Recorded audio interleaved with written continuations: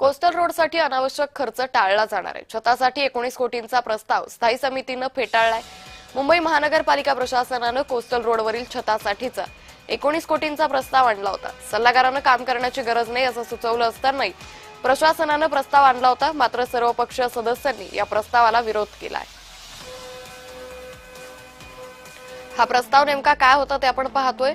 Coastal रोडच्या भुयारी पदचारी मार्गावर छत उभारण्याचा प्रस्ताव आहे।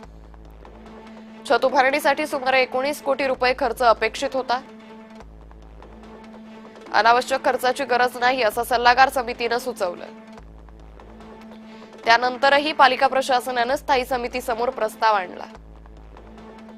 सर्वपक्षीय सदस्यांनी या प्रस्तावाला विरोध केला।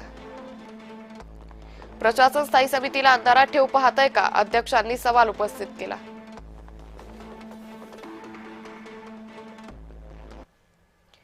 स्थायी समितीचा पालिका प्रशासकांना दणकाय। अनावश्यक खर्चाला स्थायी समितीनं ब्रेक लावलाय। अनावश्यक 23 प्रस्ताव स्थायी समितीकडून अमान्य करण्यात आले। तपशिलाशिवाय प्रस्तावांना मान्यता मिळणार नाही, स्थायी समितीनं ही भूमिका घेतली आहे। अनावश्यक किंवा अर्थसंकल्पामध्ये तरतूद नसलेल्या प्रस्तावाला स्थायी समितीनं ब्रेक लावलाय। कुठे आणि किती काय खर्च प्रशासकांनी केले याचा तपशील दिल्याशिवाय या प्रस्तावांना मान्यता दिली जाणार नाही अशी भूमिका स्थायी समितीनं घेतली।